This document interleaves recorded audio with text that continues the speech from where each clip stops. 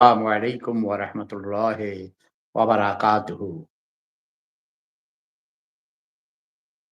ভাই সাব, আজকে আমি আপনাদেরকে নিয়ে আড্ডা দিব, গল্প করব। এখানে কোনো ওই কঠিন talk show, professor, vice chancellor, senior secretary, সচিব, বড় সাংবাদিক, দার্শনিক, অনেক সার্টিফিকেট, নোবেল পুরস্কার বিজয়ী, শান্তিতে ওসব কোনো লোকজন নিয়ে আমি আড্ডা মারি না। বুঝেন নাই? কারণ ভাই আমি সাদাসিধা মানুষ। গাঁও গ্রামের মানুষ চেড়িয়ারার মতো অজপাড়া গায়ে জন্ম হইছে। বছরে ৬ মাস পানির নিচে থাকতো। তালের কোঁদা দিয়া স্কুলে যাইতাম। তালের কোঁদা বাইয়া। আমি এই মোচ উঠার আগে স্কুলে পাঠায় নাই ভাই। কারণ পানিতে পইড়া মইরা গেলে সাঁতার কাটতে জানতাম না, বুঝেন? ছোট ছিলাম যদিও। কিন্তু বয়স হয়ে গেছে। ক্লাস 4 এ যখন পড়ি, তখন মোচ উইঠা গেছিল মোচ। হ্যাঁ, মোচ উঠছে পরে আমি আমার মারে কইছি, "মা, আমি বকুলরে বিয়া করমু।" বকুল আমার লগে পড়তো। আমাদের গ্রামের অনেক সুন্দরী ছিল, খুব সুন্দর। আম পাকার সময় আম আমার জন্য নিয়ে আইতো। ওর মা পিঠা বানাইয়া দিত। লুকাইয়া আমারে দিত। আবার আমি পাকা আম এটা ওটা বড়ই, বিভিন্ন সিজনে ফল-ফুল আমিও লুকাইয়া বাড়ির থেকে অনেক কিছু নিয়ে দিতাম। বুঝেন নাই? প্রেম আরকি। লুকাইয়া প্রেম করতাম। তখন মায় কয়, "কি কও তুমি? তুমি এখনো ছোট মানুষ। তোমার এখন কোন বিয়ের বয়স হইছে?" আমি কেন? আমার তো মোচ উঠছে। মোচ উঠলে বিয়ে করা যায়। মোচ দাঁড়িয়ে উঠবে কইসদিনের মধ্যে। কয়, "না, কবে বিয়ে তাইলে কইছে আমি কি কবে তাইলে বিয়ে করতে হইব?" কয় যে, "তুমি এমএ পাস করার পর তারপরে চাকরি হবে, তারপরে তুমি ব্যারিস্টার হবা, তারপরে বিয়ে করবা। বিয়ের বয়স হবে।" আমি বললাম, "আচ্ছা ঠিক আছে।" তো পরের দিন স্কুলে যাইয়া বকুলরে কইছি, "বকুল, আমার আম্মা কইছে" কি? "প্রবাদী কণ্ঠ ওয়ান্টস টু জয়েন।" না, এখন কোন কাউকে জয়েন করা হবে না। আমার কথা শোনো তোমরা, ওকে? প্রতিবাদী কণ্ঠ লিখতে গেছে আরকি। প্রতিবাদী কণ্ঠ। দরকার নেই। প্রতিবাদী কণ্ঠের দরকার নাই। বহুত প্রতিবাদ করছ। অশিক্ষিত মূর্খ ছোট লোক, গরিব জরুরি কথা কইতেছি। ৫৪ বছরে তোরা এখন পর্যন্ত স্বাধীন হইতে পারস নাই। বারবার ব্যর্থ বিপ্লব ঘটেছে। ঠিক আছে? এই যে এমডি রাকু লিখেছে, "তুমি আমার ইশিফাত উল্লাহ স্যার, আপনি কেমন আছেন?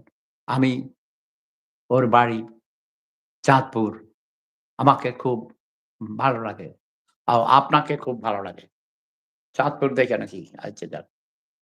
এই টেক্সট পড়ব না এখন। টেক্সট মিউট করে দিলাম। আমি তোমাদেরকে বলছি, সরকার ও রাজনীতি। রাজনীতি কোনো কঠিন বিষয় নয়। যারা বুঝে না তাদের কাছে কঠিন। যে এরোপ্লেন চালাইতে পারে না তার কাছে কঠিন না? যে গাড়ি চালাইতে পারে না, রিক্সা চালাইতে পারে না, ট্যাক্সি চালাইতে পারে না, ড্রাইভিং লাইসেন্স না থাকে এবং না শিখে, তার কাছে কঠিন। তো আমার কাছে রাজনীতি এমন কোনো কঠিন না। সারা জীবন রাজনীতি করেছি, প্র্যাকটিস করেছি, লেখাপড়া করেছি। জাহাঙ্গীরনগর বিশ্ববিদ্যালয়ে রাষ্ট্রবিজ্ঞানে আমার বেশ ভালো মার্ক থাকতো। সাবসিডিয়ারি ছিল রাষ্ট্রবিজ্ঞান এবং অর্থনীতি, ইকোনমিক্স। জাহাঙ্গীরনগর ইউনিভার্সিটিতে পলিটিক্যাল সায়েন্সকে বলা হইতো গভর্নমেন্ট অ্যান্ড পলিটিক্স। ওই ডিপার্টমেন্টের প্রতিষ্ঠাতা চেয়ারম্যান ছিল আমার কাকা, সম্পর্কে কাকা হইতেন। প্রফেসর ডক্টর আজিজুল হক, তিনি মরে গেছেন। আবার ইংলিশ ডিপার্টমেন্টের প্রতিষ্ঠাতা চেয়ারম্যান ছিলেন প্রফেসর ডক্টর নুরুল ইসলাম, তিনিও মরে গেছেন। তিনি পরে ইস্টার্ন ইউনিভার্সিটির ভাইস চ্যান্সেলর ছিলেন। কাকি আম্মা বাংলার প্রফেসর ছিলেন। আরেক কাকি আম্মা চট্টগ্রাম বিশ্ববিদ্যালয়ের ইংলিশের প্রফেসর। এখনো আছে তিনি। রিটায়ার্ড হয়নি। বয়স হয়ে গেছে। চেয়ারম্যান ছিলেন ডিপার্টমেন্টের। একেকজন ডক্টরেট প্রফেসর। ও ভাই! যাদের নাম পত্র-পত্রিকায় দেখতাম, টেলিভিশনে দেখতাম, তারা আমার পরিবারেরই সদস্য। জন্ম হয়েই এমন বড় একেকজন স্কলার, আলিগড় ইউনিভার্সিটির স্কলার, মরহুম হযরত মাওলানা নুরুল হক, যিনি ওয়ারুক রহমানী হাই স্কুলের প্রতিষ্ঠাতা হেডমাস্টার ছিলেন সারা জীবন। তিনি পীর সাহেব ছিলেন। তিনি গোল্ড মেডালিস্ট ছিলেন। ডাবল এমএ, মাওলানা টাইটেল। জিন পড়াইতো জিন, বুঝছা? আমিও কিন্তু জিন পালি। জিন আমার কথা শুনে উল্টাপাল্টা যারা বেয়াদবি করবি, জিন সালা দিব, এক্কেবারে শেষ হইবা যা। ছেলে যদি হও, জীবনে কোনদিন আর বুঝছো কি কইছি, বুঝছো না ছেলেদের? আর মেয়েরাও কোন বেয়াদবি। ঠিক আছে? টেক্সট লিখবে না। বলেছে না? কেমন আছেন? এই কথা বারবার। একদম চুপ। টেক্সট কইছি না মিউট করে দিছি। তারপরেও মাঝে মধ্যে আইসা যায় কেমনে। কথার মধ্যে খেয়াল করতে হইব, মনোযোগ দিয়ে শুনতে হইব। রাজনীতি মানে কি? মূর্খরা কয় রাজার নীতি। ধুর! অশিক্ষিত মূর্খ বর্বর। নো! রাজনীতি মানে হলো নীতির রাজা। নীতির রাজা রাজনীতি। ওকে? দাঁড়াও আমার ডাইল মনে হয় উপসাইয়া পড়ে যাইতেছে। ডাইল রান্না করতেছি। থাকো তোমরা আমি গল্প করব, বুঝছো?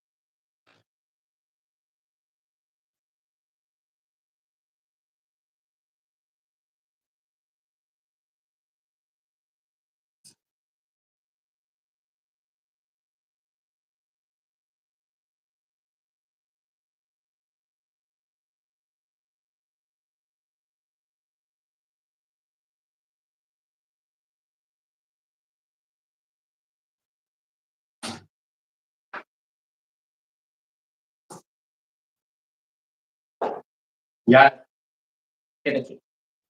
ডাল রান্না করতে তোমরা জানো? ডাল রাঁধতে গেলে এই কথা মনে হয়। বাংলাদেশে শুনছি ডাইলে লবণ কম হইছে অথবা ভুলে লবণ দিতে ভুলে গেছে। আর বেডারা অশিক্ষিত মূর্খ বর্বর শ্রমিক কৃষক মাঠের থেকে কামলা দিয়া আইসা খাইতে যাইয়া দেখছে ডাইলে লবণ নাই। কোন কথা নাই। বউ কয় আইন্দা দিতেছি। কোন কথা নাই। ৩ কথা কইয়া দিছে। ৩ কথা কইয়া দিলে তালাক হয়ে যায়। ছোটবেলায় আমি এই কাহিনী দেখছি। আমার পাশের বাড়িতে এমন হইছে। আমি বলছি, "নাও, এ আইন পাল্টাইতে হবে।" আমার এই কথা আমি বিভিন্নভাবে বড়দের মাধ্যমে পৌঁছাইয়া দিছি। জেনারেল আইয়ুব খান তখন পাকিস্তানের প্রেসিডেন্ট ছিল। Martial law administrator. তিনি ১৯৬৪ সালে তালাক দিলে ৩ কথা কইলে বউ তালাক হয়ে যায়। এই আইন বাতিল করেছেন। ইয়েস, এই কথা হবে না। তালাক দেয়ার সিস্টেম আছে। মারামারি কাটাকাটি না কইরা মিল না হইলে যার রাস্তায় সে যাও। No problem. তাই না? ইয়েস। কিন্তু ভাই ডাইলে লবণ কম হইছে। ডাইলে লবণ দেয় নাই। এজন্য বলে তালাক দিত। অশিক্ষিত বর্বর ছোটলোক গরিব জুতার বাড়ির চোটে এইসব পুরুষদের দাঁত ফেলে দিতে হবে।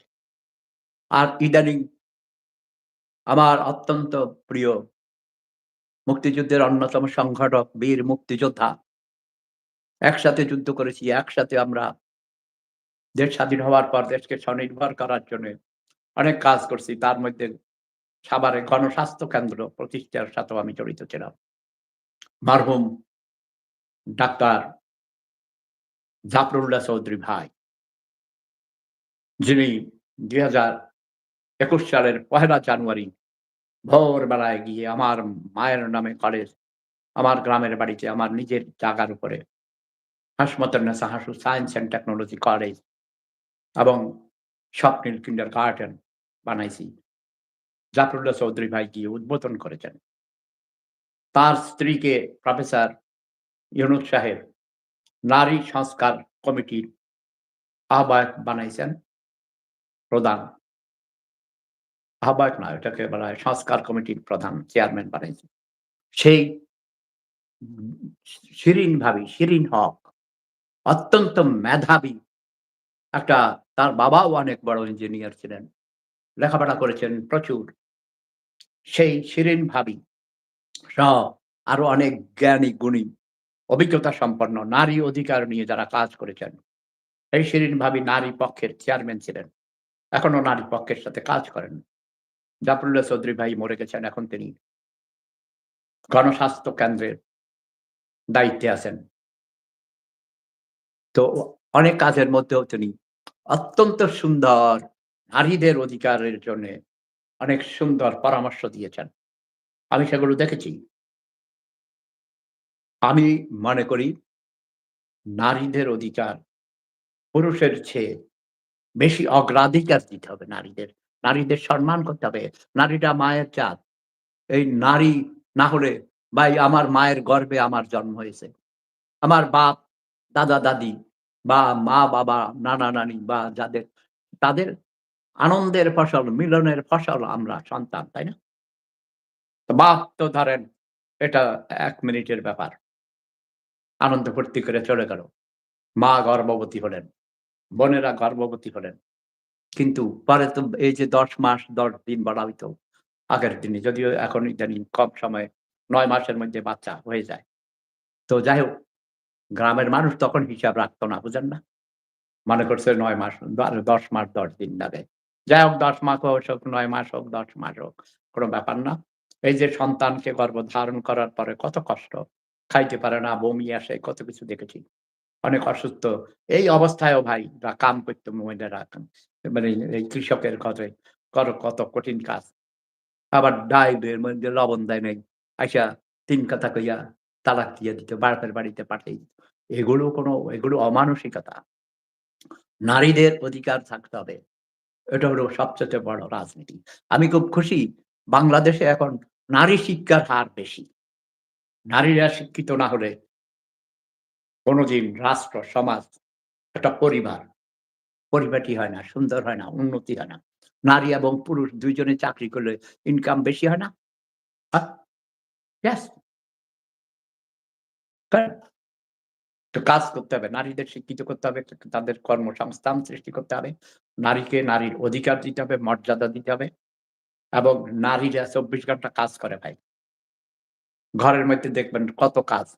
স্বামী বাহির থেকে আইসা কয়, "১ গ্লাস পানি দাও না কেন?" আরো কত গালি দেয়। দেরি হইলে আরো কত অনেক গালাগালি। বাচ্চা করে, স্বামীরে খুশি রাখে। শ্বশুর-শাশুড়ির সেবা করে। তারপরে যে বড় পরিবার হলে যেমন আমাদের পরিবার ভাই আমরা ১০ ভাই, ১০ সব মিলিয়ে ১০ ভাই-বোন ছিলাম। তারপরে আমার মা-বাবা, যদিও বাবা ইংল্যান্ডে ছিলেন, মা পরে ইংল্যান্ডে গেছেন। তারপরে তো কত বড় সংসার ভাই। ১০-১২ জন কাজের লোকও ছিল। এদের রান্না করতে সবার কষ্ট হইত না? হ্যাঁ? সেই নারীর কোন তার কোন ছুটি নাই। ঘর মোছা থেকে শুরু করে ঘর গুছানো, রান্না করা, সবাইকে খাওয়ানো, থালা-বাসন ধোয়া। কাজের বুয়া থাকে, যদি কাজের বুয়া অসুস্থ থাকে আইতে পারে না, তখন কি হয়? হ্যাঁ? কাজেই নারীদেরকে তাদের অধিকার, কি অধিকার তাদের, তাদের দাবি মেনে নিতে হবে। কাঠমোল্লারা, দাড়িওয়ালা শয়তান একটা দেখছি, এরা আমার বাড়ির কাছে বাড়ি, আমার লগে কথা কইতো আগে, লাস্ট থানায়। শয়তান, তুই বড় শয়তান। তুই বহুত দিন হাদিস দাস, নোয়াখালীলা ভাষায় বক্তৃতা দাস। তোর নাম আফসারি, তাই না? রফিকুল্লাহ আফসারি। সে আমার গ্রামের বাড়ি চিনে, আত্মীয়স্বজন সব চিনে। আমাদের বাড়ির সামনে চেড়িয়ারা হাই স্কুল, কলেজে সেখানেও মাঠে বক্তৃতা দিছে। মাওলানা তাহিরিও সেখানে বক্তৃতা দিছে। মাওলানা তাহেরি দেখলাম ফান কইরা কইতে আছে, "ভাই আগে সুদখোরের বিরুদ্ধে ওয়াজ করত। তারপরে রুমাল মুখে দিয়া কয়, এখন আর কয় না, এখন আর কয় না।" তার এটা দেখে হাসতে আমি। যাক তাহেরি সাহেব রস দিয়া ভালো কথা কয় যুক্তিপূর্ণ। সে একজন সুন্নি, আমিও সুন্নি, ওকে? সুন্নাত জামায়া বাংলাদেশের আমার জ্যাঠা ছিলেন সেক্রেটারি জেনারেল হযরত মাওলানা নুরুল হক। তিনি মরহুম হয়ে গেছেন। আমার বাবা ছিলেন অ্যাসিস্ট্যান্ট জেনারেল সেক্রেটারি। তিনিও মরহুম হয়ে গেছেন। মরহুম আলহাজ আলী আকবর মজুমদার ইংল্যান্ডে পর্যন্ত এই সুন্নি জামাতের সংগঠন করেছেন। সারা বাংলাদেশ ঘুরে বেড়াইতেন। তারপরে আরেকজন ছিলেন, চেয়ারম্যান যিনি ছিলেন তিনি আওলাদ রাসূল মরহুম হযরত মাওলানা আবেদ শাহ। তার সাথে আরো ছিলেন ময়মনসিংহের আলী আকবর রিজভী, হযরত মাওলানা আলী আকবর রিজভী। কেউ বলে আকবর আলী রিজভী। আমার বাবার সাথে নামের মিল আছে। আমাদের গ্রামের বাড়িতে যাইয়া আমার বাড়িতে আমাদের ঘরে থাকছে, খাইছে। জাস্ট আমার মা রান্না করে দিয়েছে। আমরা এদেরকে সব পেয়েছি। তারা পীর সাহেব। পায়ে ধরে সালাম করতাম। বুঝছেন? এখনো এই সিস্টেম আছে। পীরদের মধ্যে অনেকেই ভণ্ড পীর আছে। তো ভণ্ড পীরদের সম্পর্কে সতর্ক থাকবেন। এই যে ফরহাদ মাজার এটা ভণ্ড বুঝছেন? এরে যে যেখানে পাইবেন তার ভণ্ড, তার দাড়ি, তার চুল, তার পাগড়ি ছিঁড়ে ফেলবেন। এবং তাকে জুতা মারতে তার এই নোয়াখালীর শালার পুতের দাঁত ভাইঙ্গা ফেলাইবা তোমরা। এ বদমাইশ, ধান্দাবাজ, ছেলেপেলেদেরকে খাপাইয়া দিয়া এই যে সরকার পরিবর্তন ঘটাইছে ঠিকই। কোন সিস্টেম দিতে পারে নাই। কোন রকম গাইডলাইন দিতে পারে নাই। তার বুড়ি বউকে বানাইছে ফরিদা খাতুন নাকি ফরিদা আক্তারকে সে উপদেষ্টা বানাইছে। মানে মন্ত্রী, ফুল মন্ত্রীর পদমর্যাদা। মাঝার, ফরহাদ মাঝার ভণ্ড। একবার কয় আস্তিক, একবার কয় নাস্তিক। এখন সে পীর সাজছে, ভণ্ডা মিশেছে। তারে তোমরা নুনুর গোড়া কেটে দিবা, ওকে? আর বাংলাদেশের সংবিধান পরিবর্তন করতে দেয়া হয়েছে। প্রফেসর আলী রিয়াজ আমার ছোট ভাই ঢাকা বিশ্ববিদ্যালয়ে সে ডাকসুতে ছিল সাহিত্য সম্পাদক। অত্যন্ত মেধাবী, অনেক জ্ঞান আছে এবং জাসদ ছাত্রলীগ করছে। বুঝেন না জাসদ-বাসদ যারা করছে ওদের অনেক লেখাপড়া করতে হয়, অনেক জ্ঞান থাকতে হয়। বড় স্কলার না হইলে আমরা এদেরকে দলই নিতাম না। ছাত্র ইউনিয়নও তাই। কাজেই ডক্টর আলী রিয়াজ যেসব প্রস্তাব করেছে এগুলো আমাদের আগের সিদ্ধান্ত। আমাদের সবার গুরু, রাজনীতির গুরু মরহুম সিরাজুল আলম খান দাদা তার অনেক বইতে সেগুলো বিস্তারিতভাবে প্রকাশ করেছেন। আমার হাতের কাছে ওটা দাদাই আমাকে এই বইটা পাঠিয়েছিলেন। বাংলাদেশ এটা ঘুরাইয়া দেখি। নাহলে তোমরা পড়তে পারবে না। Yes, Bangladesh, its future and possibilities. Sirajul Alam Khan. আমরা তাকে দাদা বলে সম্বোধন করতাম। সিরাজ ভাই নিজের হাতে, এই যে নিজের হাতে সই করে আমার নাম লিখে with good wishes to Sefat Sirajul Alam Khan, new York, USA, August 25, 2003 এগুলো ডাকে আমাকে পাঠাইছে। যেকোনো বই প্রকাশ পাইলে পৃথিবীর যেখানেই তিনি থাকতেন আমার জন্যে সেগুলো পাঠাইতেন। তো আমরা কি চাই যে সংবিধান সংস্কার কমিটির কাছে আমি প্রস্তাব রেখেছি, অনুরোধ করেছি। প্রফেসর আলী রেওয়াজ মিয়া আলী প্রফেসর আলী রিয়াজ, ঠিক আছে না? প্রফেসর আলী রিয়াজ। আমেরিকাতে একটা বিশ্ববিদ্যালয়ের প্রফেসর। তো তার তাকেও বিভিন্ন জনকে আমরা সময়ে, সময়ে যোগাযোগ আছে। আরো অনেকের মাধ্যমে সেগুলো বলা হয়েছে। তিনি নিজেও জানেন এই বই তিনি নিজেও পড়েছেন অগণিতবার। এই বইয়ের সহযোগিতা নিয়ে, অভিজ্ঞতা নিয়ে তিনি রাষ্ট্রবিজ্ঞান পড়ান আমেরিকাতে বিশ্ববিদ্যালয়ে। তো তার অভিজ্ঞতা লব্ধ জ্ঞান থেকে তিনি এসব মানে অনেক প্রস্তাব করেছেন। আমরা বলেছি দ্বিকক্ষ বিশিষ্ট পার্লামেন্ট হবে। উচ্চ কক্ষ, নিম্ন কক্ষ। ৫০০ থেকে ৬০০ আসন বিশিষ্ট হবে। প্রতিটি প্রতিনিধিত্বমূলক সংসদ হবে। আচ্ছা ভাই একজন তাঁতি, জেলে, কুলি, চাষী, দিনমজুর, রিক্শাওয়ালা তার যার সমস্যা সে বেশি ভালো জানে, তাই না? খালেক চৌধুরী সাহেব কি রিক্সা চালায়? তাকে বানাইছে রিক্সা চালক সমিতির সভাপতি। ভাই তাঁতি সমিতির সভাপতি বানাইছে ওই ধরেন রাশেদ খান মেনন। সে কি তাঁতে কাজ করছে কোনদিন? টাঙ্গাইলের এই শাড়ি পল্লীতে গেছে? মিরপুরের জামদানি পল্লীতে কখনো কি জামদানি শাড়ি কেমনে বানায়? এমনি হয়তো দেখছে। সে কি নিজে বানাইছে? কত ঘন্টা কাজ করতে হয় সুন্দরী ষোড়শী তরুণীদের, যাদের হাত নরম থাকে। ওরা ছাড়া ওই বুড়া হাত হয়ে গেলে শক্ত হইলে সেগুলো দিয়ে ওই হাত দিয়ে আঙ্গুল দিয়ে কাজ করতে পারে না। বুঝেছেন? জামদানি যারা তৈরি করে এইসব। তো কাজেই একজন শিক্ষক, একজন কেরানি, একজন কর্মকর্তা, কর্মচারী, একজন আনসার, একজন আপনার ওই যে ট্রাফিক পুলিশ তার কত কষ্ট। ১২-১৪ ঘন্টা ভাই রাস্তার মধ্যে বৃষ্টি পড়ে, ছাতাও নাই। কত ঠান্ডা, কত কষ্ট। ঘরে যাইয়া, ক্যাম্পে যাইয়া শোয়ার জায়গা নাই। আমি দেখেছি এসব। রাজারবাগ পুলিশ ক্যাম্প আমার বাসার কাছে। আমার বাসা গোরান, বুঝছেন নি? গোরান চিনেন? গোরান থেকে এই মতিঝিল, তারপরে আপনার গুলিস্তান এগুলো হাঁইটে যাওয়া যায়। কাছেই, রিক্সার দরকার হয় না। যারা লাম্বু-টাম্বু বুড়া হয়তো বড় বোঝা থাকলে তাদের রিক্সার দরকার হয়। আমার শ্বশুর বাংলাদেশ ব্যাংকের জয়েন্ট ডাইরেক্টর ছিলেন। তিনি সবসময় হাঁইটে যাইতেন, হাঁইটে আইতেন। কোন ভারী জিনিস হইলে নিয়ে আইতেন রিক্সায়। তিনি অফিসের গাড়ি কখনো ইউজ করেন নাই। বাট হি ওয়াজ এনটাইটেলড। তিনি বাংলাদেশ ব্যাংকের জয়েন্ট ডাইরেক্টর মানে বোঝেন? আমার চাচা শ্বশুরও একসাথে ২ ভাই বাংলাদেশ ব্যাংকের জয়েন্ট ডাইরেক্টর ছিলেন। আর আমি যখন ইউএনডিপির ন্যাশনাল অ্যাডভাইজার ছিলাম, আইএলওর ন্যাশনাল অ্যাডভাইজার ছিলাম, তখন আমি এই জাতিসংঘের গাড়ি, বাহ! কি অবস্থা! বুঝেছেন না? এইসব গাড়িতে করে আইতাম। আর না হলে গাড়ি না থাকলে যখন বেকার ছিলাম হাইটে, হাইটে যাইতাম। বুঝেন নাই? রিক্সা দিয়ে কখনো যাইতাম। বেশিরভাগ হাঁটতে আমি মানে I love to walk. এই যে এই কদিন বৃষ্টি-টিষ্টি হইছে ৩ দিন আমি ঘর থেকে যেতে পারি নাই। আমার পেট বড় হয়ে গেছে। হাঁটতে হবে, ঘরের ভিতরে এক্সারসাইজ করতে হবে। তাহলে কি বললাম?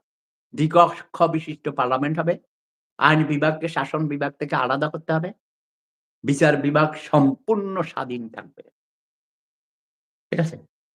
তবে আমি এবার খুব রাগ করেছি, অখুশি হয়েছি। অনেকগুলো ১১ টা না কয়টা কমিশন তৈরি করেছে। কিন্তু সংশোধন রিফর্ম কমিশন। কিন্তু আপনার শিক্ষা কমিশন করা হয় নাই।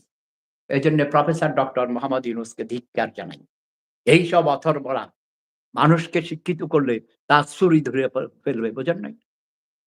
ডক্টর ইউনূস প্রফেসর সাব আপনার কাছে করজোড়ে মাপ চাই। আপনি ব্যর্থ হইছেন ভাই। আপনি কাইটা পারেন। দ্রুত বেগে নির্বাচন দিয়ে কেটে পড়েন। আমার ইচ্ছা ছিল আপনাকে ৫ বছর রাখবো সংস্কার করার জন্যে। দেশকে একটা সিস্টেমে আনার জন্যে। কিন্তু আপনি ব্যক্তিগত স্বার্থ উদ্ধার করেছেন। আপনি ধান্দাবাজ। আপনি কেটে পড়েন ভাই। আপনি ইনভ্যালিড মানুষ। আপনাকে দিয়ে হবে না। প্লিজ মাপ চাই, হ্যাঁ? যাই আপনি যান গা ভাই। দ্রুতবেগে কেটে পড়েন। নাহলে বাংলার মানুষ যদি রাগ করে মানে খেপে গেলে তখন আপনারে জোর কইরা বাইর করে দিবে। এটা আমার সহ্য হবে না। কারণ আমরা একসাথে প্রায় ১৫-২০ বছর কাজ করছি স্বনির্ভর বাংলাদেশ থেকে শুরু কইরা উন্নয়নের জন্যে। আপনি ব্যক্তিগতভাবে আমারে চিনেন। আমিও আপনারে স্বনির্ভরের ব্যাপারে হাতে কলমে শিখাইছি। আমার বাড়ি শাহরাস্তি চাঁদপুরে। আপনি ডক্টর সাত্তার সাহেবের বাসায় ১২ দিন গেছেন, ১২ দিন খাইছেন, থাকছেন। আপনি স্বনির্ভরের বিষয়ে আপনাকে হাতে কলমে শিক্ষা দেওয়া হইছে। আপনি প্লিজ মাপ চাই। আপনি দয়া করে কেটে পড়েন। আপনি ইনভ্যালিড। আপনি অযোগ্য। আপনি দেশ চালাইতে পারবেন না। রাজনীতিবিদদের হাতে দ্রুতবেগে এই নির্বাচন দিয়ে ছাইড়া দেন। রাজনীতিবিদদের দরকার। আপনার দ্বারা হবে না। আপনি ছাইড়া দেন ভাই। আপনার কাছে মাপ চাই।